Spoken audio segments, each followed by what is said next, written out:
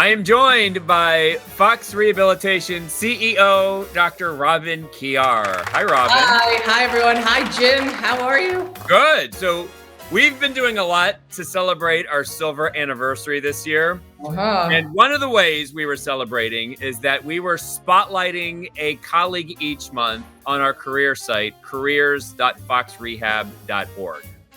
And we've run the gamut. We've spotlighted colleagues that have been here many years. We've also spotlighted colleagues that have been here a few years. But I think you would agree that everyone is part of the Fox story. They are. They're part of the Fox story and part of the Fox family. And, I see those emails that kick around for anniversary emails, and there's such excitement for their first year anniversary, just as much as I just saw Glenn Sloves specifically hit his 20-year anniversary. So it is pretty cool. We're all part of the Fox family, and I'm super happy and proud that everyone out there chose to join us and work with us. Yeah, and if you think about it, you at one point were a Fox colleague for 2 years, or you're going on to your third year or your fourth year. Yep, it's true. It as the 8th clinician that was hired back in 2002, so it's probably going to be your first question. So that makes me into 2024. I'll be 22 years working with the practice, but it's years and years of different types of growing pains. And I think that's it's the evolution of being with this practice and seeing how things have gone. So yeah, 22 years next year. Wow, nice. So we wanted this series to culminate with you. So you will be the last colleague spotlight of our silver anniversary year. Well, thank you. That's nice. I'm honored. Yes. So I have questions now. I'd be like Dr. Fox. Well, he had a 2-part podcast. Oh, you're right. He talked for like an hour and a half. So got it. So a lot of these questions were asked to all colleagues, but then some of them are specific to you. Got it. All right. So here goes. And you've already addressed this. How long have you worked with FOX Rehabilitation? I said it, 24 years in 2024. No, 22 years in 2024. Sorry. Jeez.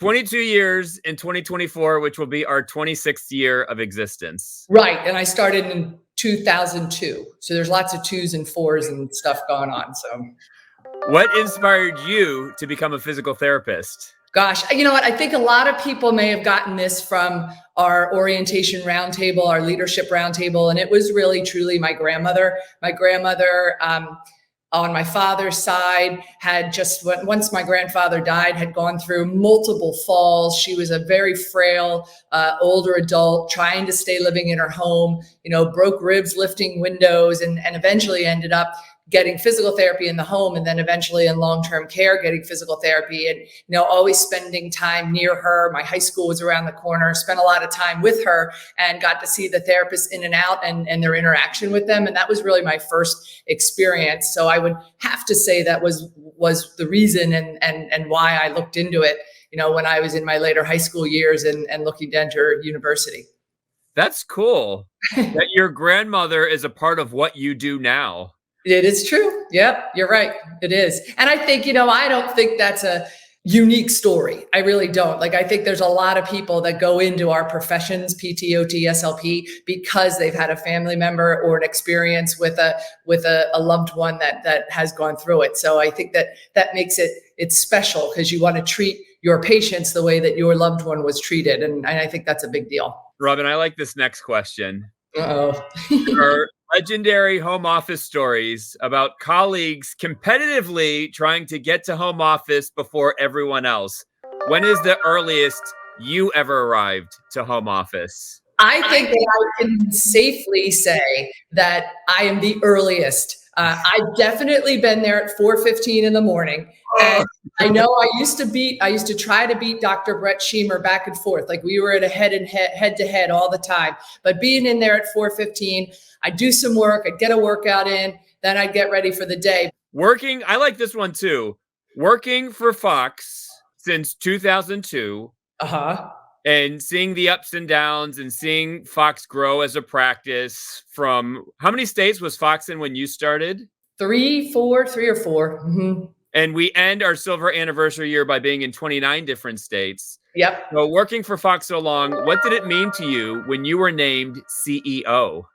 I think obviously it meant a lot of, I had a lot of pride to be able to go that direction, to be able to be a physical therapist, graduating in 1995 out of Thomas Jefferson University, working as just a full-time physical therapist for Dr. Fox, and being able to be a part of everything that this practice has become, and then having the opportunity to lead it, was cool, and amazing, and probably something that I never would have, if you asked me 25 years ago, would I expected to have become the CEO. But I guess I should also recognize the fact that I am a woman CEO, and there's not a lot of women CEOs in healthcare, period. And to have this size of an organization led by not only a physical therapist, which I think is the most important thing, to be clinically led, but also a physical therapist who's a woman who's been here for so long. I think, it gives me the opportunity to really put the practice first, right? And that's just kind of the way I always run all of my meetings. Everything's about, we might not always agree on everything, but at the end of the day, we decide on what's best for the practice. And I think that my ability to do that is really great because I've been here so long. And I don't know if it means anything, but whenever you lead a meeting, there are a lot of head nods. Well, that's great. That's good. You'll often open up a meeting and I'll be like, so you'll get a lot of those from me, which is a good thing. Great. Thank you. What is the best part of your job? I think it molds into what I just said. I think that being able to take the perspective of a physical therapist who did back in the day, close to 40 visits in a week, and I work 7 days a week, being able to take that mindset of what a physical therapist, occupational therapist, or speech language pathologist needs to do to be successful, and applying those needs to the decisions that I make today, which are different. Obviously my job is different than it was when I was a frontline clinician, but with me having the perspective of having been behind the wheel, having documented on paper, I must say, having, done all these things and lived it, I think it helps me in deciding, what technology do we need to make work-life balance better? What support systems in the home office do we need to do it? And that's really the best part of my job, is to be able to look to find solutions for things that I know have historically been problems. And then also, I definitely love perpetuating our culture. Dr. Fox has given me such a foundation of understanding that culture is truly a part of this practice. And that's why we call it the Fox family. And so I love being able to spread the culture, making sure that that culture is trickling down everywhere, to the farthest away parts of Texas, to New Hampshire, to all the way down to Florida. That's what I want to make sure that we feel. So those would probably be the two things I love the most about my job. So this may be the toughest question. How would you describe Fox's culture in one word? I'll talk you through what I'm thinking. So I'd go to the mission first, right? You only get one word. People. I like that. Yeah, that's a good answer. And that's it, right? People can be patients. People can be our people. People can be, people. Because I was reading the other spotlights and someone used the word electric. I'm like, ooh, that's good. Oh, so they went like emotion kind of. Right, yeah. People's good though. People's good. Yeah. All right. Is there a favorite memory? And if not a favorite, then one of your favorite memories that stands out in your mind during your time with Fox? Back when we first started really promoting, and we had used a PR advertising marketing group named Bolt. They filmed a bunch of different clips of Dr. Fox doing our mission. So like, he was Frank Sinatra, he was Rocky, he was a surfer. So there were like 4 or 5 of them. And I think that was just great. And it just makes you smile. And maybe, Jim, I can task you to dust those off and maybe sprinkle them around the practice. But you know what? It was fun. It was probably 15 years ago, maybe 12 years ago. And it was a time when, we were just getting big enough that we needed to promote and really get the word out there for the states that we were entering in, that, hey, this is a really cool place to be and a fun place to practice, and also a great place to work and grow and become, the professional that you want to be. And we always electric, or whoever that last person said, that felt electric. And it felt like that was the first time we were really stepping ourselves out and saying, hey, come look at us. So it's kind of a weird memory, but there's so many different things that have happened over the 25 years that definitely brings a smile to your face. This could be a 5-hour answer. Oh no. But we don't have 5 hours. I think you have 7 minutes before your next appointment or next meeting. You're right. So, anyone over the years who has mentored or inspired you? Well, obviously I've worked with Dr. Fox from the very, very beginning. He and I went to PT school together, so I've known him for a long, long time.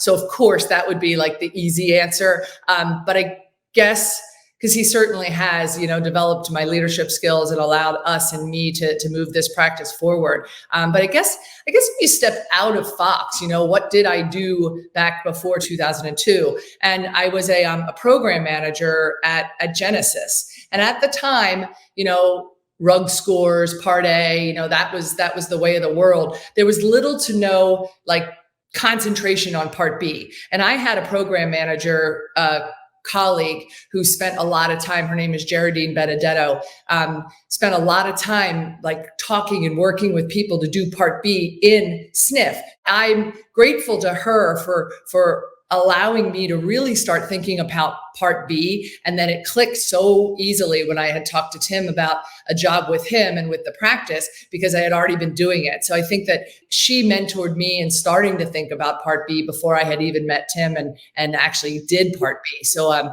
think if that answers your question, right, Jim? Yeah, so she kind of nudged you in the direction of Fox in a way. Right. And then that was right before, I had noticed, I found out about Tim's practice and all these other things. And then, things moved from there as far as me moving and leaving Genesis. But I had started to already think about that type of treatment before I knew that Fox existed. All right. This is a fun one. Uh-oh. What is something people would be surprised to know about you? I don't know if they're surprised. I've got 18-year-old twins, a boy and a girl. Vaughn is my son and Ferguson is my daughter. I played lacrosse at UConn. You've done that one before, Jim, right? Well, what's your nickname around here? Is it the machine or the robot? The robot. Well, because I show up at the office at 4:15. That's why I'm at the office at 4:15. So they right. So I would be surprised if you're there's 2 days out of the week where I just eat ice cream and am super lazy. I'm like, what? No, yeah, you would not be. I don't do that, so I don't know how to tell you. I can't even fib on that one. I don't know. Maybe we'll circle back if I think of something. I don't want to hold you up.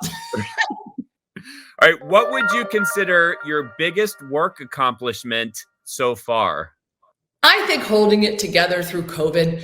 I think that it was a ride from people self-furloughing themselves and then coming back and then thinking that things have leveled off and then more people left after. I think it was definitely I am not in any way, shape, or form for minimizing the effect that all that had on our clinicians, but to be able to continue to lead the practice, get us through COVID financially, but also make sure that our clinicians feel valued and essential and protected. I think that's a rough thing. And I certainly did not do it alone, nor would I ever claim to. The COVID committee that met 2 times a week for every week for 2 years, probably, that's kind of where and how things went. But you can't look back at that time and not realize that it took a special team to get through it. And I'm proud that I was the head of that team at the time. 2 more questions. Sure. I think I might know your answer for this, but maybe you'll throw me a curveball. Ooh. Do you have a favorite quote or mantra? Gosh, I have so many of them. If it was a full quote, if I could be here for another 30 minutes, it would be the team spirit, right? Just every little bit of team spirit makes me think of this practice, from things going right to pride to hard work. I have to say, and I'm so ingrained in this practice from the very beginning. I've been here for 22 years. So it's really, as it relates to my profession, all I know at this point, right? Because I graduated in 1995. I started here in 2002, and I've been here since. But, Dr. Fox has always said, do right, fear no man.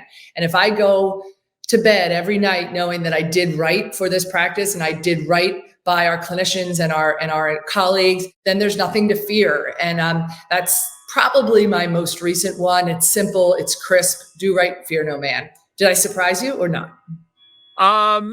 You mentioned team spirit, and I thought you were going to go with team spirit, but then you went with another one. So you slightly surprised me. I pivoted. I answered it twice. That's really what I did. All right, last question.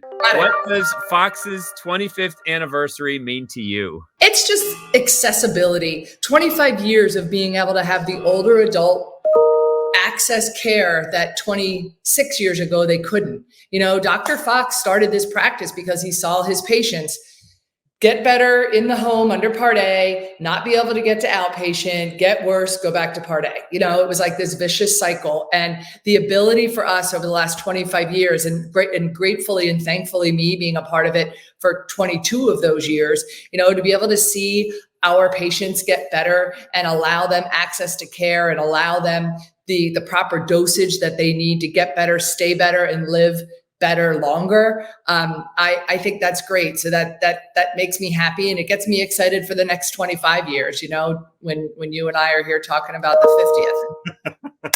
So you've got dings going off. I know you have another meeting, but thank you for doing this. And we have successfully closed out our colleague spotlight series with our CEO, Dr. Robyn Kjar. Just a few more days left of our 25th year, on to our 26th. Yes, you are right. So Happy New Year, everyone. And you will hear from me soon. Thanks, Robyn. Thanks, Jim.